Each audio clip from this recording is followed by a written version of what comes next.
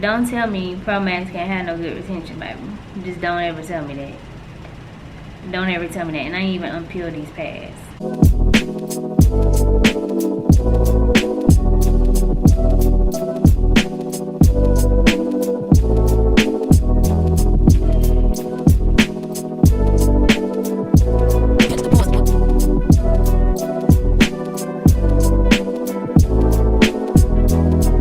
What's up, you guys? Welcome back to my channel. As you can see from the title, today we are getting into PROMADE lashes. Stigma behind lash artists that use PROMADE lashes, which ones I use, how I use them, and then kind of the pros and cons and the benefits. Everyone has their own opinion. I think people just shun and bash things that they're unfamiliar with, that are unknown, that they don't know to use. The only thing people know to do is tell you to do what they're doing, but we'll get into that. Let's start with a little education. What are PROMADE lashes? So there's a big difference between pre-made and PROMADE.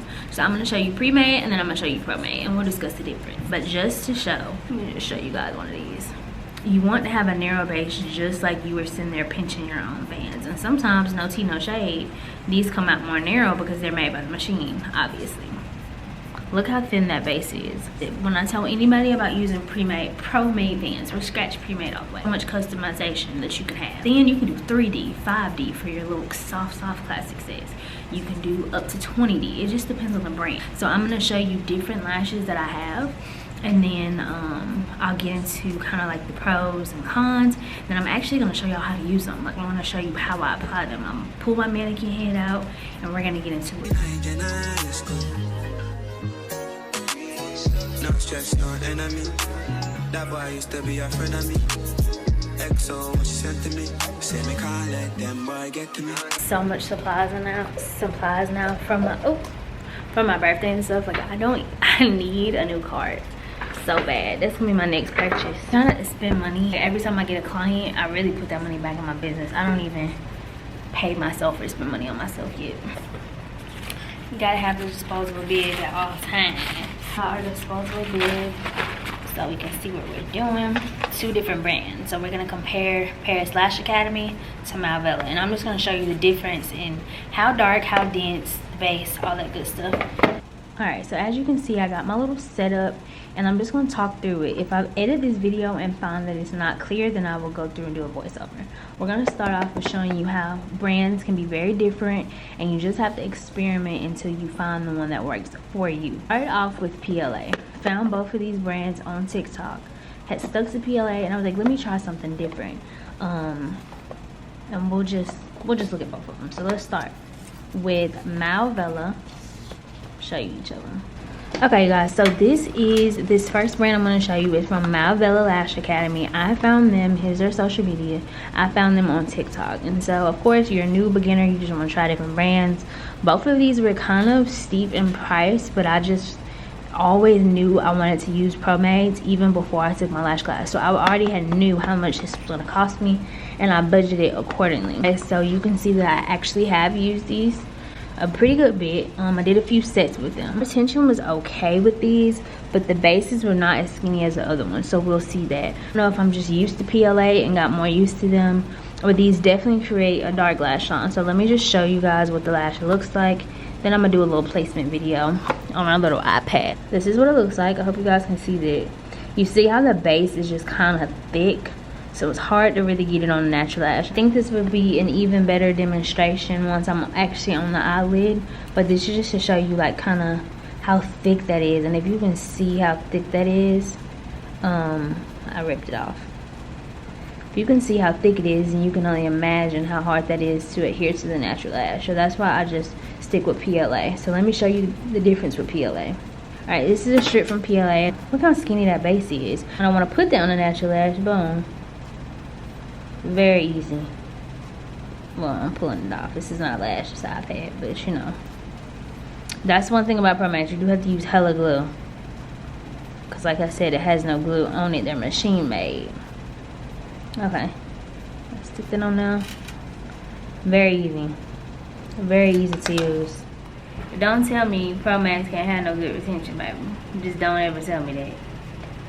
Don't ever tell me that. And I ain't even unpeel these pads. Not about the fact that they're not handmade. It's about how you place them correctly? Are you isolating? Are you actually getting it on a natural lash? That's what you have to worry about. They also say that your sets don't come out full and dark, and that's not true. I will show you guys some of my darkest sets with PROMADE lashes, and also the fact that you can choose how thick and dark you want them. I like soft, natural full sets, but you can also do dark full sets with PROMADE. So it just depends on your preference as a lash artist. I think even when I ask people like, oh, what do you think about PROMADEs? They never can tell me anything bad. They just like, oh, don't use them. Why? Oh, well, you're not a real lash artist if you use them. Says who? They're not unhealthy for the lash line. They're not doing anything to hurt my client. So what's really tea? Because you were just told no, and so you just said okay. Let's get into the benefits. Another thing about me and how I've been in my whole lash career is that I've always done whatever I want to do. People said don't get a suite for the first year. I'm in my second one, 6 months. People said don't do this, don't do that. I've always done whatever I wanted to do, and I put the research in, I put the time, and I make sure that I'm making good decisions. But I'm always going to do for my business what I want to do, and it's worked out for me. I understand that some people tell you out of experience what worked for them. You are your own lash boss, and this is your business. So if you want it to work, you're gonna make sure it works. I put myself in a position to where I can afford my suite. Put myself in a position to have the content, have the clients, so that I can have business to afford to get $30, $40 lash trays. Do what works well for my business, and my clients love them. I have not gotten one complaint that they said, these are not handmade and they're tearing my eyes up. If anything, they said they're more lightweight. They can't feel that they're even on there, which is a plus. Sometimes handmade fans can get a little heavy, especially if you want to put 18 lashes in a fan by hand. It's going to be super thick versus PROMADE that's made by a machine. No one can tell me a reason why. No one can say it's unhealthy for the lash. No one can say your retention sucks. No one can say it's bad for your budget. You spend less. Okay, look at these strip lashes. If I'm good already with my placement and isolation, I pick this baby up. This is already a perfect fan. I don't have to worry about going through lash trays because I can't get my fans right. I'm having an off day. I'm tired. It's just, I don't know, whatever reasons it's off, I'm always gonna have a perfect fan. So of course, it keeps my lash time down. It's affordable for me because, like I said, once I've mastered placement and isolation, so that I'm not going through a lot of shedding. The most I'll do is if I get to a complicated lash and my glue has dried too fast, and I may have to discard the lash because obviously you can't re-dip it, but that's on me. That's not something wrong with the lashes. The cons though is the price. So for those that hand make their fans, they can buy those for I think less than $15 or less. But you have to realize if you don't get that fan right, you're going through these strips like crazy. Versus, I'm almost stripped though. Okay. Versus I don't know how many come on there because of course there's some ripped off. But of course this strip is going on the eye. It's going on the eye. It don't matter. As long as I pick it up right and dip it in that glue, it's going on the eye. So I don't have to worry about per se a lash tray where I pick a clump up, I'm trying to do a fan, it don't work. Gotta toss it out. Like I said, having a bad day, being off, and especially as a beginner, and it just not working, you went through all this product. There's a lot of pros and cons, but you have to do what works for you. A lot of people have a specific look of lashes, and I will say there's a noticeable difference between PROMADE fans and handmade fans. So if that's the look you want, then you stick to that. I like the soft, fluffy, natural look, but if you're going for mega dramatic volume, you're not going to get that with PROMADE. I say it's not a shortcut. Even using PROMADE from the start, this is what I feel like a lot of people think is lazy as well.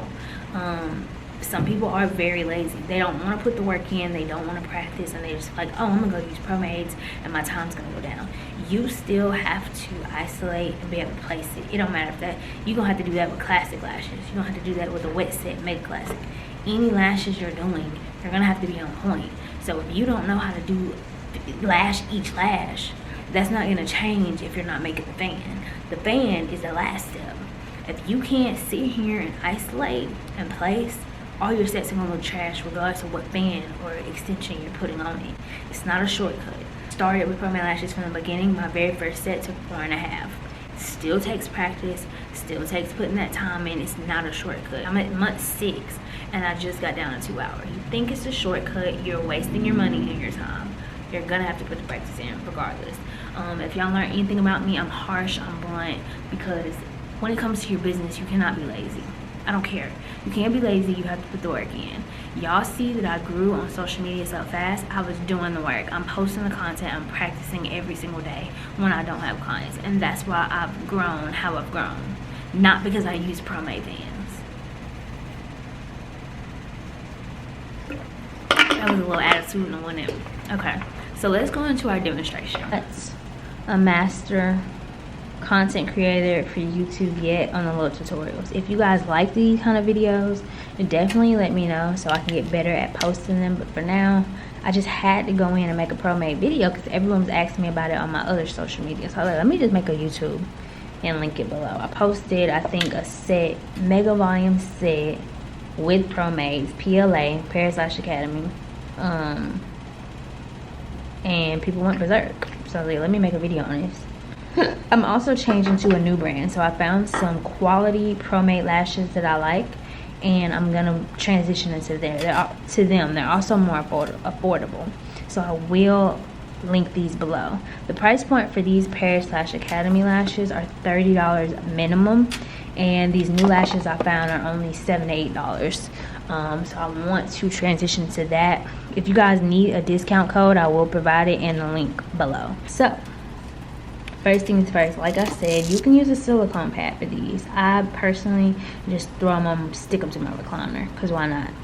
It's easier for me. If you want to see a video of how I set these up and use them in real time, comment below. I'm gonna go in and isolate. Usually on my phone when I do these kind of videos. Can y'all see that? You're still gonna go in and isolate. Of course, this little strip lash is gonna be much easier than a real lash line. But for demonstration purposes, honey, this is what we're gonna do. Alright, so I think this is gonna be better for you guys to see. It might not be better for me because this camera kind of in my way. I'm gonna make it work. So you still gonna isolate. You still gonna get in there, boom, single lash, boom, isolated. Nothing's changed, nothing's different, the same motions. Now let's just put the lash up here so it'll be right here in the frame. A sturdy grip. So you pick them up by the base, sit mine down, okay, and see what that's what I like. I can be clumsy, I can mess that part up, and I still don't have to go grab. If you drop your lashes from a lash tray, it's over with. Still taking time to isolate, and I'm on a freaking plastic strip lash. So like I said, the technique gotta be down regardless of what you're using. It does not matter. You gotta have it right. Alright, pick up the lash. I use a volume, same as if it was a freaking handmade band. Using a volume tweezer. Isolated my lash, holding it in place. Let me see if I can show y'all my glue. Okay, with the glue though, you can't be stingy, because these don't have any glue. Like your dry time on the glue. You can do side placement, bottom placement, whatever you want to do. And you stick it on the natural lash. This all you do, baby. You can wrap it, wiggle it. I like to hold mine in place. I like to keep it isolated for a little bit. Boom. You have placed a PROMADE lash. Alright, this next one, I'm going to shut up and just do it.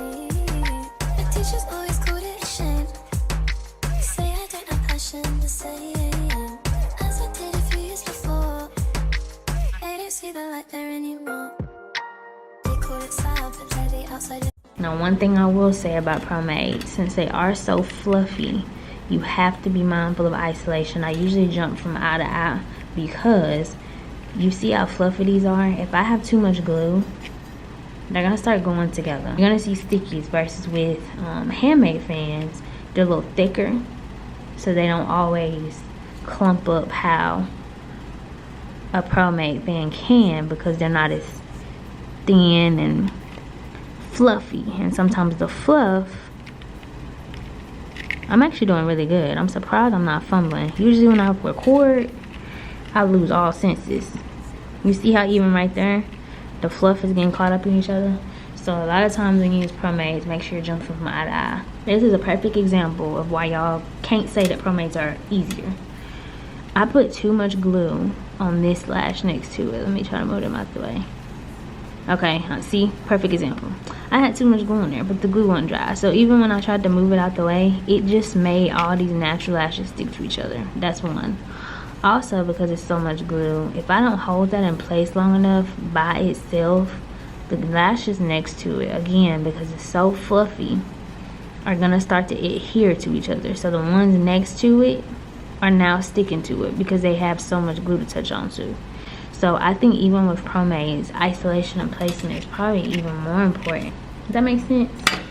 Let me find out I'm a teacher. This is my rant, my lesson, my tutorial, my pros and cons, my opinion on PROMADE lashes. Follow me at Divine Touch LS on both platforms so you can kind of look through my work and see. And I have a lot of videos on there of me practicing.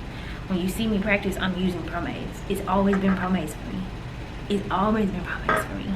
I'm also going to link everything below. The lashes I'm using, the glue I'm using, and the tweezers, all that, and even maybe the practice eyes if you guys want practice eyes.